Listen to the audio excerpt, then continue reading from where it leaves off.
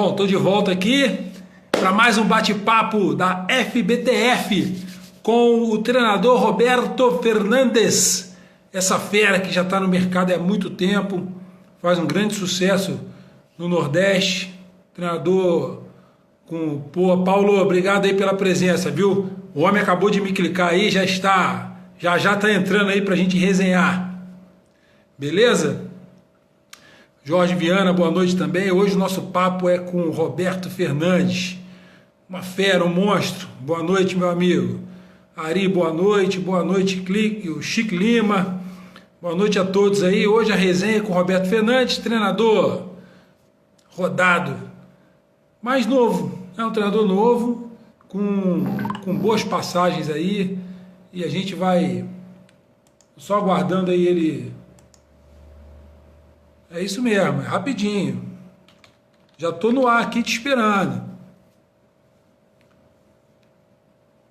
Aguardando aí o Roberto entrar e a gente vai bater um papo aí de Euju Souza. Boa noite. Olha o Roberto a fera aí, ó. Vamos convidar ele para a resenha.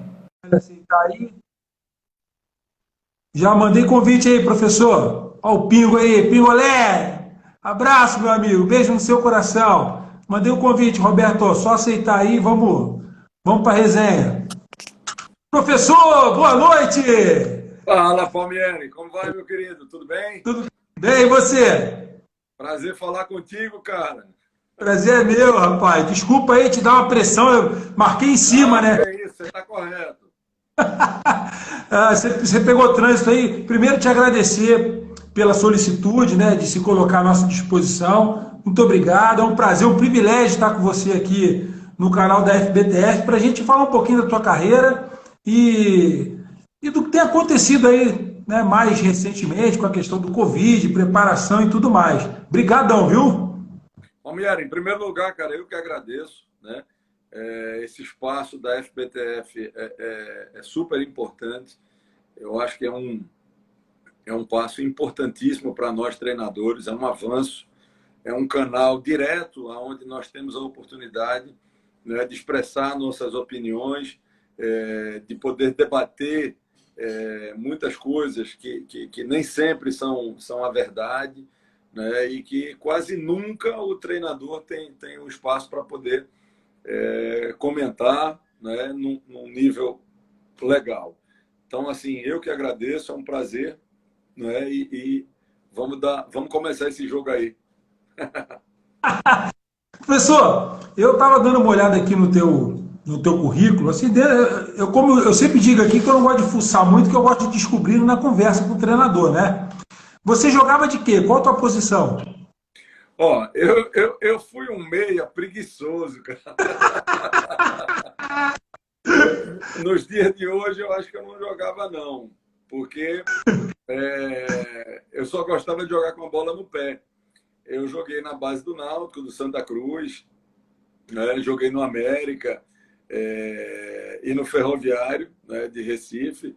E quando eu ia começar realmente a vida profissional, a minha vida tomou um outro caminho, né? Eu acabei indo para o lado do comércio, né? E paralelo a isso, nunca deixei o futebol, sempre buscando estudar, fiz educação física, etc. e tal. E aí, quando eu estava ali por volta dos meus 23 anos, parece uma loucura isso, mas eu decidi ser treinador, né? Eu tinha idade até para ser jogador ainda.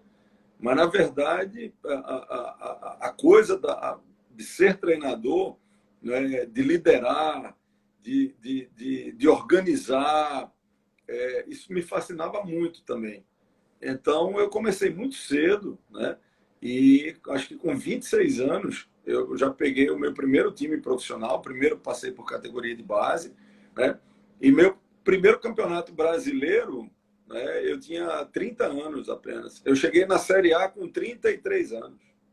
Que clube foi, professor? O primeiro foi o Londrina, né? O primeiro clube que eu disputei campeonato brasileiro foi com Londrina, Série B, né, de 2002. Fizemos uma Série B assim, muito boa. Depois aí eu fui para Napolina, Vila Nova, enfim, aí comecei minha carreira. Mas meu primeiro campeonato brasileiro eu disputei com 30 anos, né, no 29 para 30 anos, uma Série B pelo Londrina. E o meu primeiro campeonato brasileiro na Série A foi com o Náutico em 2007. Eu tinha acho que 33 para 34 anos, 32 para 33, alguma coisa do tipo aí. O primeiro clube seu como profissional no estado foi aí mesmo? Você, Meu primeiro clube profissional foi o Ferroviário. Foi o Ferroviário, um clube que disputava a segunda divisão do Campeonato Pernambucano, né? Aí dali eu fui para a base do Unibol, e aí o mandatário do Unibol, ele comprou um clube em São Paulo que hoje, quer dizer que hoje não, sempre foi muito tradicional, mas na época ele passou a ser o gestor do futebol, que foi do São Bento de Sorocaba. E daí eu fui embora para São Paulo e fiquei quase 10 anos fora de Recife. Eu saí de Recife como treinador absolutamente desconhecido. E quase 10 anos depois eu volto para Recife como treinador da Série A do Náutico. pois é, dando uma olhada no teu currículo, ele é muito interessante, a gente, porque você tem algumas passagens por clubes, como por exemplo o Atlético Paranaense, o Ituano, você não ficou, no próprio Londrina, que você citou, mas se a gente for botar na balança, aliás, eu joguei no Fortaleza, joguei no ABC, quando parei de jogar, fiz uma passagem rápida de auxiliar técnico do Ferdinando Teixeira, que você deve conhecer, é muito famoso aí em cima, né? Claro, claro. Mestre Ferdinando. Isso, Mora aqui em Natal, mora em Natal. Hoje trabalha como comentarista de uma das rádios daqui. legal. E eu conheço a força do futebol nordestino, eu conheço o torcedor nordestino, a força que os clubes têm, os clubes de massa.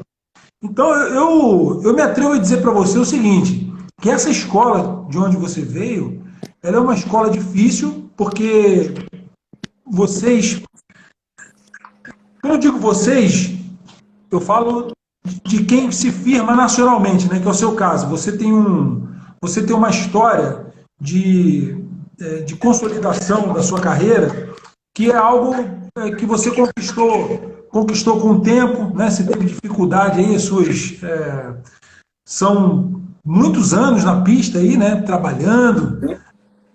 Enfrentando desafios. Como é para você essa escola que você teve, né? No Nordeste, que é uma escola diferente?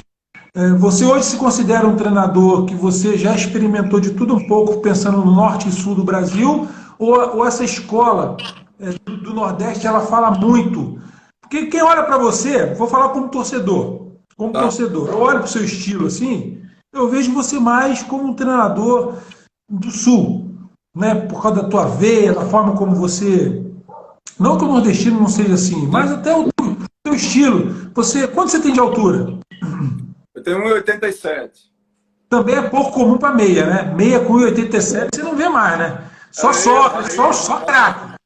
A referência é eu, Raí, Van Basten. É isso aí. O meu scout não cabia passe errado, pô. Eu acredito, eu É acredito. verdade.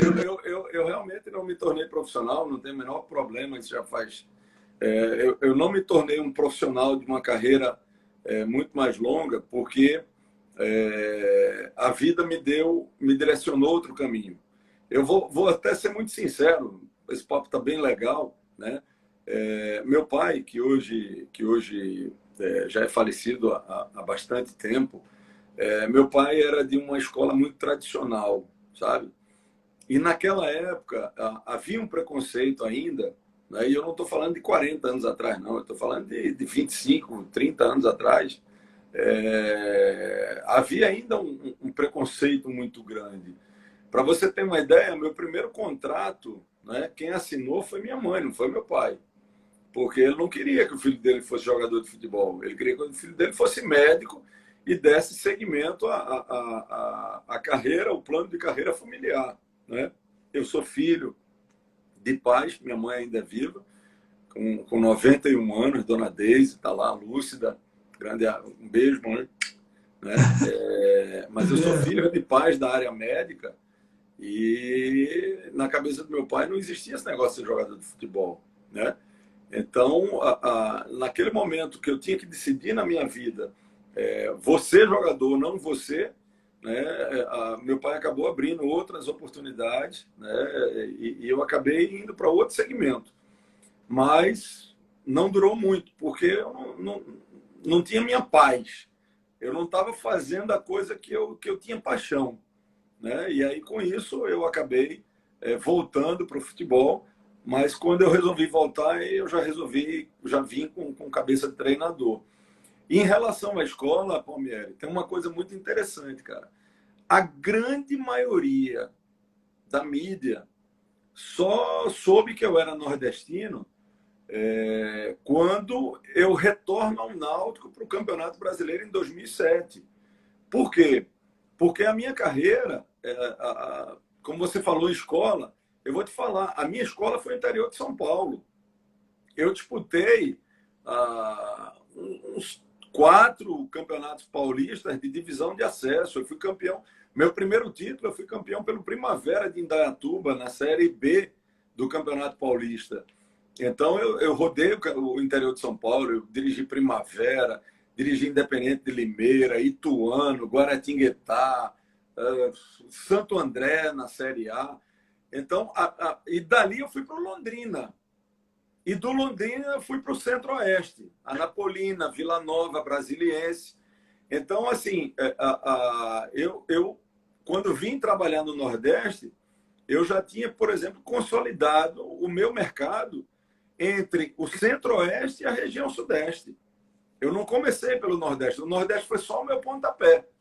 Mas quando eu estava no meu segundo trabalho no Nordeste, então o presidente do clube, era um clube empresa, o Unibol, ele compra o departamento de futebol do São Bento, né? Ou ele fez um comodato, enfim, assumiu o departamento de futebol. E nisso eu vou embora para lá, indicado pelo nosso companheiro de profissão, Paulo Comelli, né?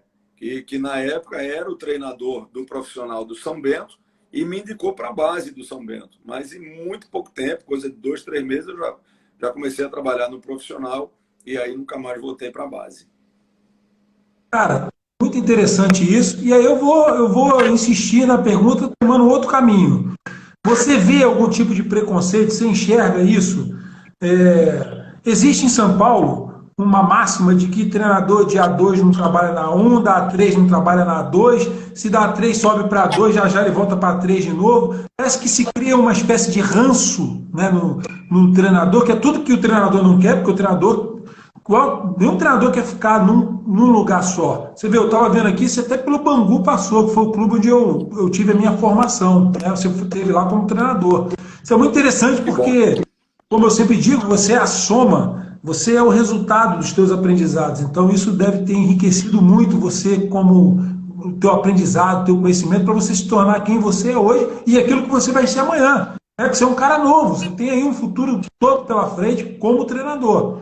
Mas existe na sua visão, e se existe, por que existe ainda esse preconceito de que, se o treinador, que por ter feito um caminho inverso, isso eu acredito que tenha ajudado você por essa ótica, né, de que o treinador nordestino, por algum motivo, ou do norte, ou do centro-oeste, aquele bairrismo, né, que é triste da gente ver, ele existe mesmo? Qual o seu pensamento em relação a isso, Roberto?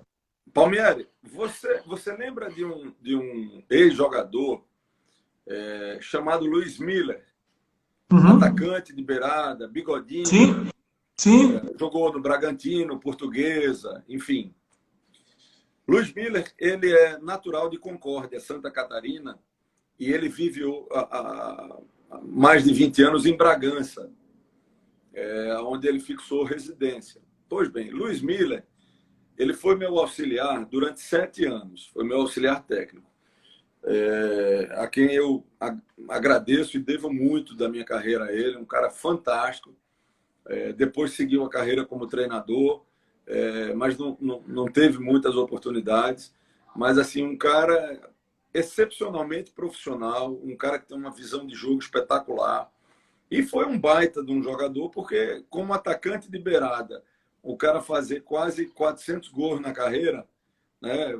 Vamos dizer que ele jogou aí 20 anos, o cara ia ter uma média, né, de 20, 25 gols por ano, jogando como atacante de beirada. Então, era um cara muito inteligente. Pois bem, o Miller, quando meu auxiliar, no meu segundo ano no Náutico, na Série A, eu cheguei no Náutico em 2007, fiz o Brasileiro da Série A, renovei. 2008 eu fui para o Atlético e depois eu retorno ao Náutico, finalizo o campeonato lá no Náutico. Pois bem, o Luiz Miller ele falou uma coisa: Roberto, eu preciso tirar o chapéu, cara, para você. Eu preciso tirar o chapéu para você. Por quê? Porque aqui no Nordeste acontece um fenômeno, cara, que vocês precisam ser herói. E isso ele como meu auxiliar. No Sul, é inegável que em algumas regiões existe o bairrismo. Eu nunca senti isso em São Paulo, tá? Mas eu senti isso em outro estado e eu me reservo, eu não quero polemizar, tá? E no Nordeste só se dá valor que é de fora, e é verdade. E é verdade, entendeu? Infelizmente, sem nenhum preconceito, né? Um cara que não fez nada na vida, né? Não construiu nada, participa de um Big Brother. Se ele estiver andando em São Paulo, ele vai passar despercebido. Se ele estiver lá no Nordeste, ele vira atração. Não sei se pelo distanciamento geográfico, pela carência, e eu quero deixar muito claro uma coisa. Eu sou recifense, pernambucano, nordestino, com muito orgulho. Mas, infelizmente, a gente ainda sofre um pouco disso. Tá? O prata da casa no Nordeste, ele tem que dar vida para poder sobreviver. Ao passo que vem um cara no final de carreira, na linguagem da bola, só roubando, e o cara chega com status de ídolo. O único lugar no Norte e Nordeste que isso não acontece é em Belém. Eu tive a oportunidade de dirigir o Paysandu e o Remo, fui campeão pelo Remo, lá em 2014, e em Belém esse fenômeno ele inverte. O cara que vai de fora, ele precisa mostrar muito para tirar o lugar de um garoto da região, da casa. Mas no Nordeste, de uma forma geral, isso não acontece. E no caso dos treinadores também, porque nós temos muitos bons profissionais, né? E hoje, se eu tiver errado, por favor, me perdoem, não é por maldade, me corrijam, né? Mas hoje no Nordeste, né, inteiro, treinadores oriundos do Nordeste, que tem mercado nacional, que está no mercado nacional, sou eu, o Dado Cavalcante e o Marcelo Chamusca. O Péricles está fora do país, que é o irmão do Marcelo. Né? Os demais, se tiver mercado, está fora dele. Né? Então, cara, é complicado, entendeu? É complicado. E Dado trabalhou no Paraná, no Curitiba, eu trabalhei em várias equipes, né? Mas você vê, me fala, eu coloco uma pergunta no ar, né? O número de acessos e títulos que Givanildo Oliveira tem ao longo de sua carreira, ele nunca ter tido uma oportunidade numa das principais equipes do país, não tem critério, cara. Não hoje vai dizer que ele já está com 70 anos e não sei o quê, papapá, beleza. Mas no ápice da carreira do Givanildo, cara, eu não sei te dizer quantos acessos o Givanildo tem, quantos títulos o Givanildo tem de campeão. Entende? E Givanildo assim, foi campeão ou bicampeão mineiro, pelo América Mineiro, ganhando finais de Atlético e Cruzeiro. Nunca foi no Cruzeiro. E o nível de tolerância, Roberto, também baixíssimo. Se te derem uma oportunidade, se derem oportunidade para o Givanildo. É só dizer que deu doido para dar errado para cortar teu pescoço. 3 jogos, mais ou menos, você nem perder. Já começa a vir a pressão e fritam o cara na primeira oportunidade. Então, assim, do mesmo jeito que se comenta muito que o treinador negro também não tem abertura, não tem entrada, né, em clubes de ponta, né? Eu vejo isso também assim sabe, com repulsa, porque você não é o que a tua cor de pele representa, você é o teu caráter, o teu rendimento, aquilo que você consegue produzir, né, os teus valores morais, você é feito por isso, não é? Pelo que você consegue produzir dentro do campo, do seu trabalho.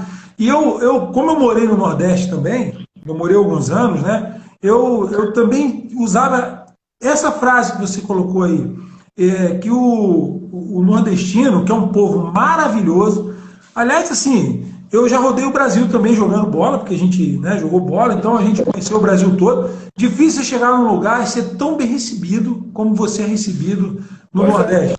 pois é. Né? O É um calor povo humano do nordestino é um espetáculo, cara.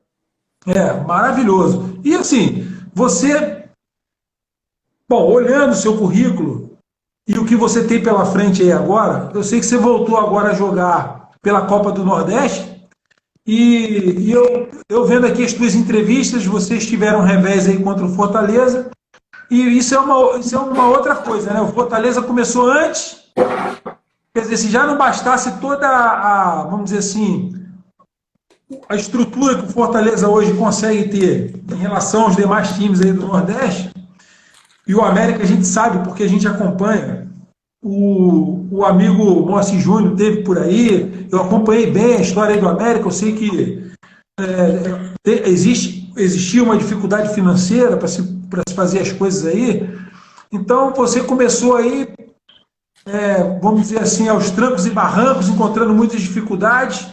E como é recomeçar pós-pandemia? Conta pra gente, Roberto. Palmieri, esse recomeço, cara, ele foi muito. Ele está sendo uma coisa muito nova para todo mundo. Né? Eu fui uma das pessoas. Peraí, só um minutinho aqui que eu preciso. Fica Só aqui. à vontade. Pronto, ok. Eu fui uma das pessoas. Aí. Eu fui uma das pessoas que bati muito na tecla, né, de que o futebol, e assim está sendo provado, era um dos segmentos que mais ia ter protocolo de segurança. Né? Mas uma doença nova, uma situação nova, não ocorre muito critério, né? de um estado para o outro e, sobretudo, de um segmento para o outro. Então, o que é que acontece? O Fortaleza, ele começou... olha, e Fortaleza com muito mais casos que Natal, inclusive de óbitos, hein? Minha solidariedade a todos os familiares que perderam pessoas por conta desse vírus. Mas vamos lá. Fortaleza voltou a treinar, cara, 20 dias antes do que a gente. Então, como se não bastasse o Fortaleza ser uma equipe de Série A, e das equipes do Nordeste, a equipe que tem o melhor investimento e a equipe que mais tempo tem o seu treinador no cargo. O Rogério Ceni está indo para a 3ª temporada, né, e com uma base de elenco montada. Fora isso, treinou 20 dias a mais. Né? E foi o primeiro jogo nosso, depois da pandemia, em relação ao Fortaleza. O Fortaleza estava disputando o 5º jogo e o nosso era o primeiro. Né? Então, assim, eu acho que a equipe se comportou muito bem. Né? O resultado, o placar, ele não refletiu muito o que foi. Só para você ter uma ideia, até 36 do segundo tempo, o jogo estava empatado em 1-1. Né? Até 30 minutos do segundo tempo, a gente ainda vencia o jogo por 1-0. Né? E uma equipe muito mais entrosada, muito mais qualificada. Né? Às vezes as pessoas têm preconceito em dizer isso. Vamos acabar um pouquinho com a hipocrisia. Né? A gente precisa parar de achar que o outro só a gente que é experiente, né? Ou só a gente que sabe das coisas. Então, assim, a condição do Fortaleza hoje é uma condição bem diferente. Mas ainda assim, eu acho que a nossa equipe se comportou muito bem, né? A nossa retomada, ela teve que iniciar fora de Natal. Nós fizemos uma intertemporada de 10 dias em Pernambuco, no centro de treinamento do Retrô. Aliás, Palmieri, você precisa conhecer. O Retrô, ele surgiu aí como... Está surgindo como uma nova força do futebol pernambucano, mas eu te falo assim, de cara, o Retrô está, sem dúvida alguma, se não for a melhor estrutura, está entre as 2, 3 melhores estruturas do Nordeste. Parabéns aí o pessoal do Retrô, viu? É um centro de treinamento moderníssimo. O mandatário do Retrô, ele é proprietário de uma universidade, uma faculdade em Recife, e, enfim, fez um negócio fantástico, tá? Depois, no privado, se você quiser, eu te mando alguns vídeos do Retrô, que é assim, espetacular. Mas, enfim, então a gente teve que começar o trabalho fora de Natal, depois trabalhamos uma semana em Natal para pegar uma equipe como a do Fortaleza. Então, eu acho que o desempenho da equipe, ela teve muito dentro da nossa expectativa. Claro que o resultado não foi legal, né? Até porque o terceiro gol foi um pênalti, uma piada, enfim. Mas é o que eu volto a dizer. Para mim, o resultado, claro que importa, mas para mim o que mais importava naquele momento era o desempenho da equipe. Até porque o América já estava fora da competição, jogou para cumprir tabela. Então, assim, eu gostei do desempenho do grupo, eu gostei do que o grupo apresentou, né? Foi a primeira vez que esse grupo deu 90 minutos num trabalho, né? A gente vinha com a preocupação de lesão, essa coisa toda. Então, acho que o América está no caminho certo, né? Nós temos... não existe jogo fácil, não tem competição fácil, né? Mas eu acho que o América está no caminho certo e a gente pode ainda colher muita coisa boa nessa temporada. Eu ia te perguntar isso. Vocês têm um prazo agora para o Potiguar, né? Para o Campeonato Estadual, e vocês vão ficar por aí ou vocês vão sair de novo para fazer uma mini temporada? Como é que vai ser? A gente já está com os treinamentos liberados aqui, né? Talvez a gente tenha que sair se precisar fazer amistosos. Eu solicitei 2 amistosos, porque nós vamos ter 18 dias agora de interrupção. E dentro do plano de retomada, dentro da programação de treinos, o que a equipe tá precisando, né, é realmente agora começar a ganhar ritmo de jogo. Então, nós fizemos um jogo muito interessante contra o Fortaleza e agora eu vou ficar 20 dias parado, só treinando. Então, não é o ideal. Então, eu solicitei a diretoria, eles estão tentando, né, para que a gente possa fazer pelo menos 2 jogos amistosos antes do retorno do estadual, para que a gente entre não só numa condição boa, física, técnica e tática, mas, sobretudo, com ritmo de jogo. Historicamente, aí o clássico é o América e o ABC. Como é que tá esse ano aí a formação dos times? Tem algum time aí que também entra como franco atirador? Como é que está a dificuldade do campeonato e como é a competição? Ponto corrido, são 2 turnos, 4 contra 4. Como é que é isso aí, Roberto? Como é que está aí? Esse ano, a disputa está praticamente restrita ao ABC, que ganhou o primeiro turno, América e Globo, né? E com essa parada, eu acredito que as equipes intermediárias vão voltar com bastante dificuldade, né? Então, o ABC ganhou o primeiro turno, né? E o América precisa ganhar o segundo para poder provocar a final da competição, né? E para o América, assim como para o ABC, também é muito importante aí a conquista desse título para garantir, né, Copa do Brasil e Copa do Nordeste do próximo ano. E a fórmula de disputa, restam 3 rodadas para terminar o segundo turno, e havendo os 2 primeiros colocados decidem o segundo turno, e caso ocorra um campeão do segundo turno diferente do primeiro, aí nós vamos para 2 jogos finais. Vocês estão em terceiro na tabela, é isso mesmo que eu estou enxergando aqui? A gente está com um jogo a menos, né? E estamos em terceiro lugar. Exatamente o jogo a menos da tabela é contra o segundo, que é o Globo, que também está no Campeonato Brasileiro da Série B, da Série D. Então, assim, tá aberto, né? Depende só aí do esforço e do trabalho aí dos seus comandados, né? Eu vou voltar um pouquinho para falar aqui da sua carreira. Você falou dessa questão do... Pois não. Eu queria abordar um tema. Fica à vontade. E eu queria a tua opinião também, porque tu é um cara que conhece futebol, tu é um cara do futebol, viveu, né, no futebol em todas as suas áreas, dentro do campo, fora do campo, enfim. Muitas vezes, cara, o torcedor fala, pô, fulano recuou o time. Eu recebi, por exemplo, algumas críticas no jogo contra o Fortaleza, que eu tinha recuado o time.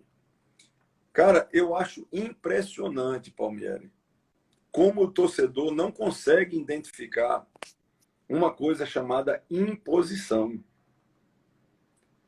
O América estava dentro do seu limite, estava jogando o que podia e o que não podia.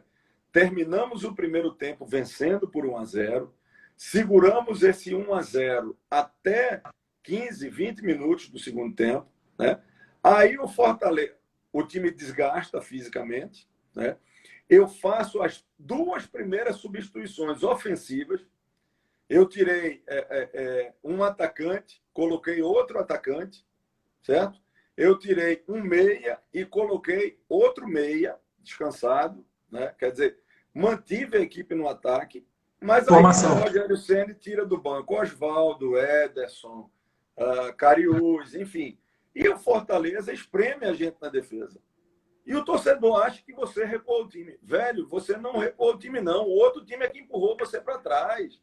Agora, eu acho impressionante, cara. É como se tem uma dificuldade de ler isso. Se, por exemplo, se o cara tira um atacante, bota um zagueiro. Volante, tira um meia, bota um zagueiro. Tudo bem. Pô, o treinador recuou o time. Agora você faz substituições ofensivas e o seu time é empurrado para trás. Pô, é tão difícil do cara conseguir ler o jogo que o outro adversário tem jogadores com mais qualidade que empurram o seu para trás. Eu acho impressionante, velho. Eu não assisti o jogo, então eu não ia entrar nesse tema, mas já que você entrou no assunto, eu ia dizer para você o seguinte: pelo que você me falou, eu já entendi de cara que vocês... E isso não é porque o teu preparador físico é ruim ou porque vocês treinaram errado, é tempo, é questão de time. Os caras estão na frente no condicionamento porque estão se preparando antes de vocês. E outra coisa, ritmo de jogo. Os caras vinham jogando, vocês não. Era natural que o seu... Foi o quinto 200% do Fortaleza e o primeiro nosso. 200% natural que o seu time ia cair de rendimento físico. E isso compromete 100% a qualidade técnica, porque você não consegue manter o mesmo nível se o teu rendimento físico cai. Então, tecnicamente, era fácil de entender que vocês iriam recuar porque ia cair essa parte física. Quando você substitui os 2 pontuais por outros 2, quando você tem 80% do time dentro das 4 linhas que não consegue acompanhar esses 2 que entraram, e detalhe, os 2 que entraram também, eles vão levar aí uns 10 minutos para entrar no jogo. E aí você, por um detalhe, né, você falou, olha, Palmieri, o jogo até os 30 ou 36 minutos, você tomou o gol da virada, não foi? Você falou aí que você estava ganhando até... Mandar um abraço aí para Américo Pereira Filho, Ameriquinho, meu amigo, está nos Estados Unidos. Ameriquinho, Deus te abençoe, cara. Deus abençoe tua família aí. Você é um querido. Legal, show de bola. Aí, eu só vou terminar te dizendo o seguinte: o torcedor, infelizmente, Roberto, infelizmente, essa é uma vantagem que a gente pode utilizar com o nosso canal aqui, que é o seguinte: o torcedor escuta muito o que radialista fala. Então ele vai pela opinião de quem não tem essa experiência. Eu vou além, vou dizer para você o seguinte: todo comentarista, inclusive que jogou, gente que jogou, que não foi para a beira do campo, ele não consegue falar, entender e enxergar como um treinador que foi para a beira do campo. E eu posso falar isso porque por 10 anos eu tentei ser treinador. Depois eu não mexi mais com isso, mas eu fui. Então, eu estou dizendo isso porque a gente escuta vários colegas comentando, colegas que jogaram, e eles falam muita besteira. Aí você escuta, por exemplo, vou dar um exemplo bom, Ricardinho, que jogou no Corinthians, foi seleção brasileira, foi treinador até pouco tempo. Rapaz, que comentarista bom! Fala o jogo de forma clara, enxerga com a visão do treinador. Nós deveríamos ter na nossa imprensa gente que forma opinião com o mínimo de conhecimento igual ao do Ricardinho.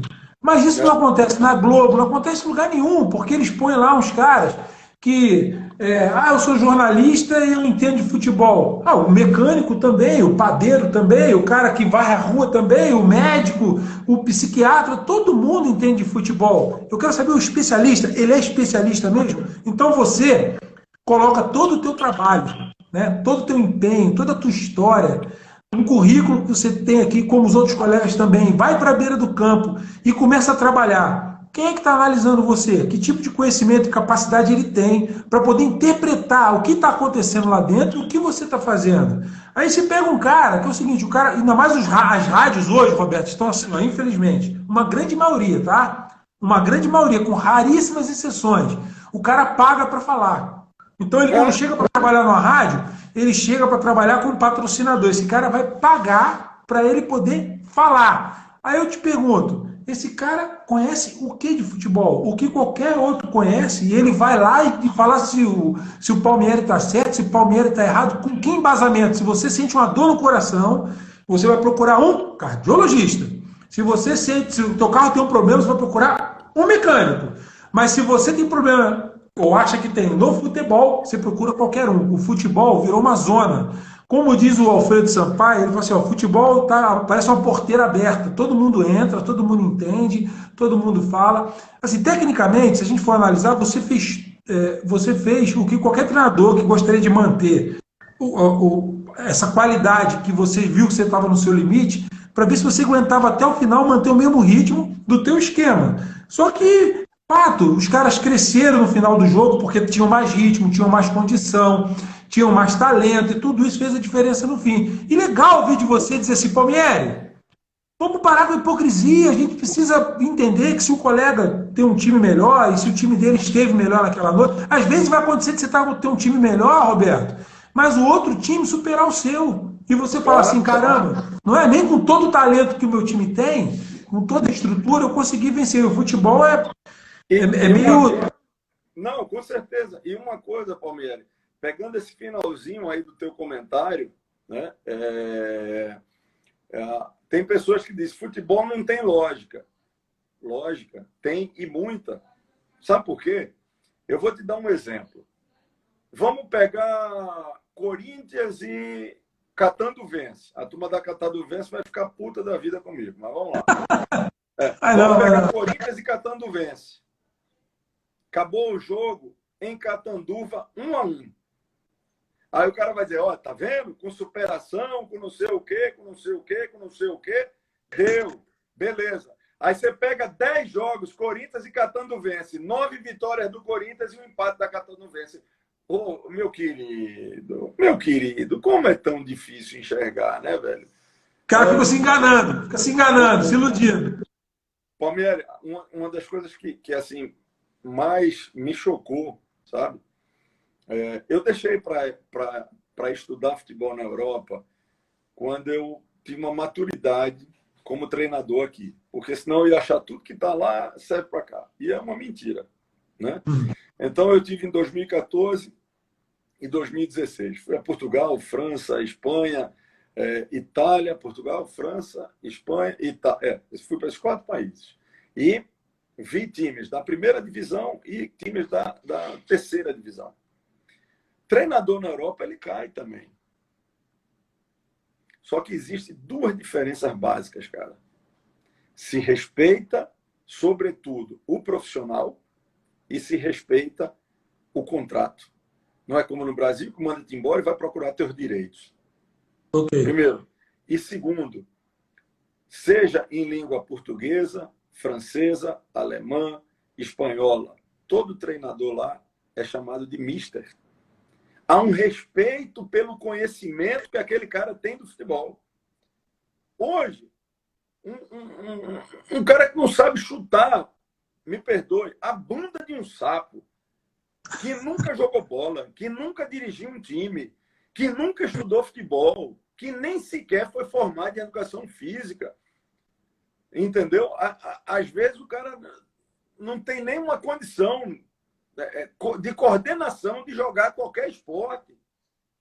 Ele vem, cara, falar com você através de uma rede social com uma propriedade que dá vontade de você chorar e jogar fora tudo que você fez. Não, eu tenho 20 anos de campeonato, eu tenho 18 anos de campeonato brasileiro, eu tenho 7 títulos de campeão, eu tirei uma penca de time de rebaixamento, né? Tive acesso na minha carreira, né? E chega um cara, o cara vai te falar que você tem que fazer isso. Meu irmão, respeita, cara. Pelo amor de Deus, bicho. Né? A gente viu isso. Cara. A gente viu isso poucos dias atrás aí, o próprio diretor do Flamengo, BAP, falando do Jorge Jesus, que ele havia errado nas substituições no Mundial. Se errou ou não, isso tem que ser entre ele, a comissão técnica dele, o presidente. Não gostou, manda embora, demite, chama, conversa, faz o acerto, paga, deixa ele embora. Mas não tem que ficar dando pitaco. Ficar dando pitaco, interferindo no trabalho dele. E eu vou além, Roberto, eu vou além. Eu vou numa outra extremidade agora, que é a seguinte: esse mesmo cara, esse aí, que não consegue chutar a bunda de sapo que você falou, ele bota 50 mil no bolso. Vamos imaginar que ele seja um abastado financeiramente, vai lá na CBF, faz o curso, né? Passa lá pela C, pela B, pela A. Em 4 anos aí ele faz todos os cursos, e aí ele se acha habilitado para ser treinador de futebol.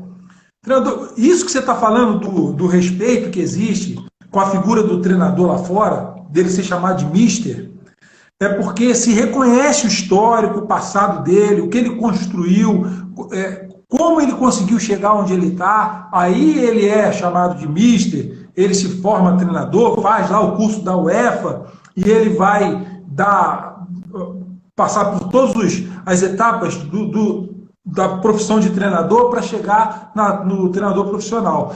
E aí, aqui, infelizmente, a gente tem esse outro ponto. Então, na verdade, estou concordando com você. Eu estou dizendo o seguinte: olha, nem Chico, nem Francisco. A gente precisa chegar num senso comum de que quem comenta tem que ter o mínimo de conhecimento para comentar. Dirigentes que contratam e demitem treinadores têm que ter o mínimo de conhecimento e capacitação para poder exercer essa função dentro dos clubes.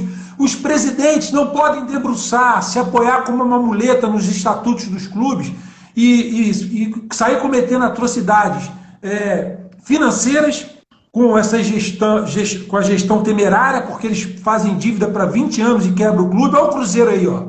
Olha o que aconteceu com o Cruzeiro. Isso é um maior exemplo. Maior exemplo. Então, são pessoas que entram com aquela empáfia do mundo externo do futebol, que sabem tudo, mas na verdade, sim, que na verdade o que eles fazem é entrar no clube. Rapaz, o Cruzeiro, eles usaram o cartão do clube até para passar em casas da vida aí, com mulheres da vida. É um negócio, foi uma aberração. Sim, isso saiu, foi noticiado. Eles foram para a noite e passaram lá o cartão do clube e sabe-se lá no que gastaram. O Cruzeiro está fazendo reuniões e reuniões para tentar sair do buraco financeiro que ele entrou por causa da má administração. Engraçado.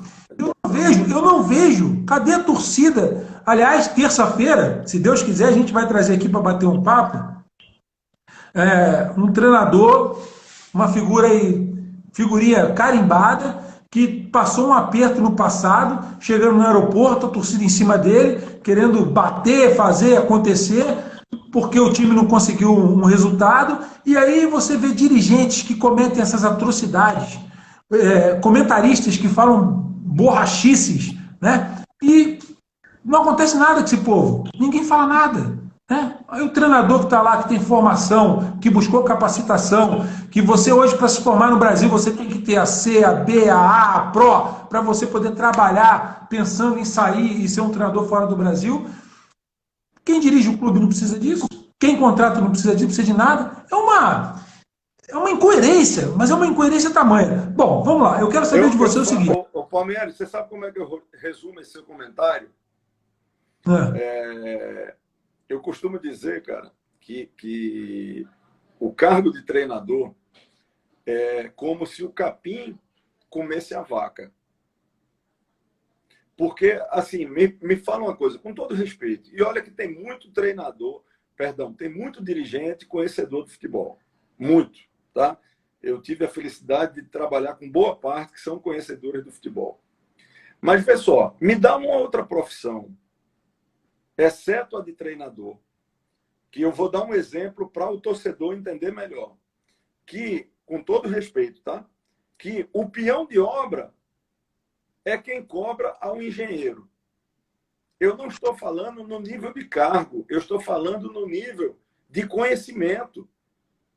Então o cara vai, velho, tem trabalhos comprovados, né? Passa pelos cursos da CBF, né? Tá filiado à FBTF, né? Muitos vão estudar fora do país, certo? E você, muitas vezes, é confrontado pelo achismo do torcedor. Mas não é do torcedor da arquibancada. É, muitas vezes, do torcedor que está dentro da gestão. É isso aí. E que eu não tenho nada contra que ele seja torcedor, não. Sim, eu entendi. Mas, me diga uma coisa. Qual é o dono de banco que vai contratar um executivo, certo? Que ele não tem a capacidade de desempenhar as metas? No futebol tem. Então, no futebol é assim o tempo todo, cara. Entende? Isso é muito complicado, cara. Isso é muito complicado. Mas, enfim, vamos tocar a bola para frente aí, que tá chegando às 9 e eu tenho um jogo para ver agora. Então, assim, agradeço o pessoal aí que participou da live. Roberto, fica à vontade e vou liberar você para assistir seu jogo. Palmieri, papo sério, adorei conversar contigo. Vamos bater um papo no privado depois. Quem sabe a gente faz algum projeto junto aí, ou uma segunda parte dessa live aí. Tá? Fechado. Show de bola. Quero agradecer a todos que entraram aí na live, que curtiram, né, que mandaram mensagem. Aquelas mensagens, perguntas que eu não pude responder, manda no meu direct, que assim que possível eu vou respondendo. Tá certo? Professor, muito obrigado. Sucesso aí no Mecão. Que Deus te abençoe. E foi uma honra aí bater um papo com você, tá? Até a próxima, viu? Deus te abençoe, Palmieri. Fica com Deus. Obrigado. Sucesso. Você é um Highlander, cara. Segue em frente aí. Obrigado, viu? Tamo junto. Valeu, professor. Show de bola.